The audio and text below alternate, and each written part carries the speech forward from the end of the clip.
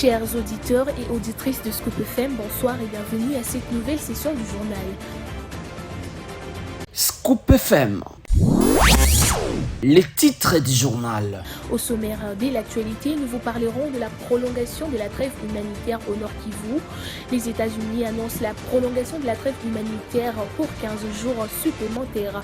Vous aurez plus de détails dans ce journal. Toujours au sommaire, nous vous parlerons de la fin de mission de la représentante de l'ONU en Ituri en République démocratique du Congo. Mesdames et messieurs, c'est tout pour le sommaire. Le gouverneur de province Christian Kitungwa Muteba a lancé ce mercredi 17 juillet 2024 à l'hôtel Victoria Palace le projet sur la résilience et la nutrition dans la région des Grands Lacs. Ce projet qui va être mis en œuvre dans le zone de santé de Kalemi et Niemba par la FAO, l'Organisation des Nations Unies pour l'alimentation et l'agriculture, vise l'amélioration durable de la nutrition ainsi que les conditions des populations vulnérables du couloir Sud Kivu Tanganyika. L'autorité provinciale qui a d'abord rendu hommage au chef de l'État Félix Antoine Tshisekedi Tshilombo qui fait de la couverture santé universelle l'une de ses priorités, a exhorté les partenaires des mises en œuvre à la collaboration efficiente avec le gouvernement provincial dans le cadre de la mise en œuvre de ce projet. Son Excellence Muindo Zangui a mission d'inspection de son secteur dans le province de Kwango et Kwilu. Toujours sur ce terrain pour matérialiser la mission lui confiée par le président Félix Tshisekedi et la chef du gouvernement Judith Suminwa, son Excellence Muindo Zangui Butondo, ministre d'État en charge du développement rural, est arrivé à Kenge dans la province de Kwango ce mercredi 17 juillet 2024. Après Kwango, l'homme du terrain du gouvernement Judith Suminwa a continué sa mission dans la province de Kwilu. Muindo Zangui a été accueilli à Kikwit tard dans la soirée par une foule immense. Suivez.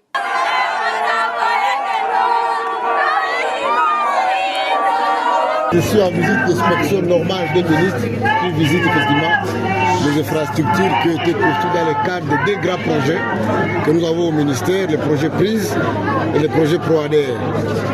Je voudrais bien vous dire que je visite les infrastructures, je visite tous les partenaires qui ont bénéficié des projets de PRISE et ProADR et je profite aussi pour faire une visite d'exploration et d'inspection puisqu'effectivement avec la vision du chef de l'État, nous avons l'ambition de pouvoir exécuter des projets pour améliorer les conditions de vie des populations en milieu rural.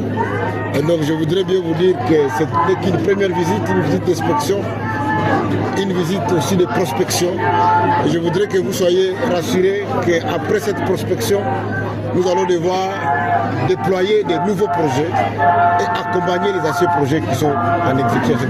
Le gouverneur a été très positif et j'ai été impressionné par la maîtrise qu'il a de tous les méandres de développement rural au niveau de la province du Congo.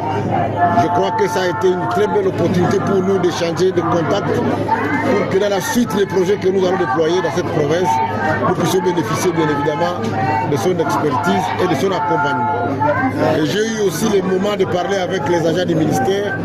C'est un peu pour leur dire que voilà, il y a un nouveau souffle qui est arrivé et qu'ensemble avec eux, nous avons la responsabilité de pouvoir relever les défis.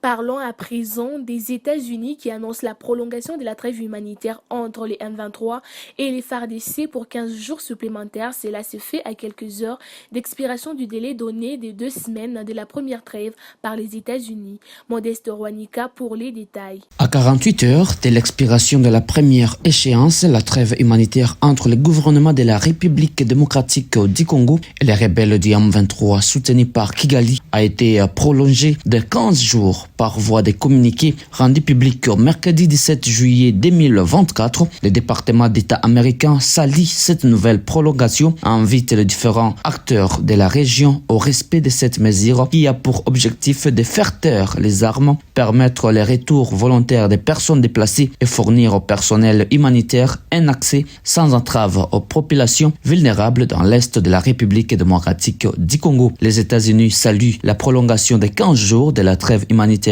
à laquelle se sont engagés les partis au conflit dans l'est de la République démocratique du Congo et nous appelons tous les acteurs de la région à respecter cette trêve. Nous continuerons à travailler en étroite collaboration avec le gouvernement de la République démocratique du Congo et du Rwanda et de l'Angola pour soutenir les efforts diplomatiques régionaux dans le cadre du processus de Luanda et de Nairobi afin de parvenir à une cessation durable des hostilités, indique le gouvernement américain dans le communiqué signé par Matthew Miller, porte-parole du département d'État américain. Depuis la résurgence des rebelles du M23 en 2021, soit 2 ans après l'accession de Félix Tshisekedi à la magistrature suprême, ces mouvements soutenus par les Rwandais s'est emparé de vastes pannes de territoire du Nord Kivu, allant jusqu'à presque encercler les chefs-lieux de la province, la ville touristique de Goma. Il y a quelques semaines, les rebelles ont conquis de nouvelles localités sur les fronts nord, provoquant de nouveaux déplacements de populations. Selon le mouvement citoyen Lucha, 87 villages sont occupés par l'armée rwandaise et les M23 dans les territoires de Rutshuru, Masisi, Nyiragongo et Lubero de la province du Nord Kivu. Les forces armées de la République démocratique du Congo ont récemment abandonné Kanyabayonga, soumise depuis plusieurs semaines au tir de l'artillerie du M23 soutenu par les Rwandais. Cette situation a conduit à l'ouverture de plusieurs procès en flagrance avec des peines de mort pour certains officiers militaires. Pendant la trêve humanitaire, des violents combats ont été signalés sur plusieurs fronts de la province Nord Kivu. Les rebelles du M23 soutenus par Kigali se sont illustrés par des attaques contre les populations civiles, causant la mort de plusieurs citoyens congolais. L'explosion d'une bombe larguée par les rebelles a fait au moins 3 morts et 4 blessés dans les quartiers Nyamoma à Bweremana. Communiqué numéro 001-UDPS-PP-A4-24 en exécution de la résolution numéro 01 UDPS Con Etra /23 du Congrès extraordinaire du 23 août 2024, spécialement sur la mission conférée au secrétaire général faisant fonction du président intérimaire du parti, d'assurer le bon fonctionnement et la bonne organisation du parti. La hiérarchie du parti invite tous les membres au calme, à la sérénité et à l'unité. En cette période cruciale de l'histoire de notre pays, le secrétaire général faisant fonction du président intérimaire du parti exhorte toute la base du parti à rester unie et à apporter l'appui nécessaire au chef de l'État dans sa lutte notamment contre l'agression et l'occupation d'une partie de l'Est de notre patrie par l'armée rwandaise et ses supplétifs du M23. Le secrétaire général faisant fonction du président intérimaire du parti recommande aux uns et aux autres le respect des textes du parti, notre patrimoine commun. Le secrétaire général faisant fonction du président intérimaire du parti en appelle à la vigilance de toutes les combattantes et tous les combattants car l'ennemi compte déstabiliser le parti et par ricochet le régime. Poursuivant ce journal par une nouvelle tuerie a frappé l'est de la RDC. 3 personnes d'une même famille ont été tuées dans leur maison à Turunga, un des quartiers populaires de la ville de Goma, dans la province du Nord Kivu. Les assaillants sont toujours en liberté malgré les efforts fournis par les autorités de l'état des sièges instauré par le président de la République. Suivez ces reportages de nos confrères de TV5 Monde réalisés sur place. Une peine incommensurable et une émotion encore palpable dans ce rassemblement. Hommage aux 3 personnes tuées dans la nuit dans une attaque armée. Les bandits sont entrés à l'intérieur de la maison. Ils ont tué le père, la mère et la tante. Ils ont aussi blessé le fils et même un voisin qui se trouvait à côté. Ils voulaient crier, ils ont tiré dessus. Ces hommes armés n'ont pas été identifiés. Selon les habitants, ils n'ont été inquiétés ni par la police ni par l'armée congolaise. De quoi renforcer un puissant sentiment d'abandon. On se demande si on a un gouvernement. On implore le président Tshisekedi d'avoir pitié de nous. Ces armes qu'il donne tantôt au Wazalendo, tantôt à d'autres gens, sont devenues trop nombreuses dans la ville. Nous avons absolument besoin de la paix. Tout le monde pleure. Nous n'avions jamais vu un incident pareil. Des Congolais désemparés qui disent ne posséder que quelques cailloux pour tenter de se défendre et de rappeler au gouvernement qu'ils existent. Ces pierres que nous avons mis ici, c'est pour montrer à quel point nous souffrons. Nous mettons ces pierres sur la route et dans les quartiers dans lesquels nous ne voulons voir aucune activité parce que les soldats FARDC nous font vraiment souffrir. Le maire de Goma se sent lui aussi impuissant, incapable d'expliquer comment ces assassins peuvent agir en toute impunité. La justice, dans l'ensemble, ça va. Mais il y a des cas isolés, comme cet épris de justice. La troisième fois, c'est un professionnel des armes. C'est pourquoi nous insistons à ce que notre justice utilise la dernière fermeté, donc la rigueur des rigueurs. Sollicités, les autorités n'ont pour leur pas répondu. La représentante spéciale du secrétaire général de l'ONU en charge de la protection et des opérations a bouclé ce mercredi 17 juillet 2024 sa visite de 3 jours en Ituri. C'est sur une note de satisfaction qu'il a quitté cette province suite à l'évolution de la situation sécuritaire et de la cohésion sociale. Gaël Mwangala pour le reportage. De Bunia à Komanda, à passant par Djougou, la représentante adjointe du secrétaire général des Nations Unies chargée de la protection et opération a effectué une mission spéciale en Ituri en vue de palper du doigt la situation sécuritaire dans cette province sous état de siège. Viviane Van de Peer a été particulièrement touchée par le retour des déplacés et la reprise des activités socio-économiques en territoire d'Irumu, résultat de la collaboration étroite entre les FARDC et les forces onisiennes. Lors de ma visite à Komanda, j'ai été particulièrement frappée par les progrès réalisés en matière de retour de la paix et de cohésion sociale. Occasion pour le numéro 2 de la MONUSCO en République démocratique du Congo de réitérer l'engagement de la mission onisienne à appuyer davantage les gouvernements congolais afin d'éradiquer définitivement les menaces des ADF, dont la chefferie Oualese-Voktou, où elle a rencontré la population victime au village Ido.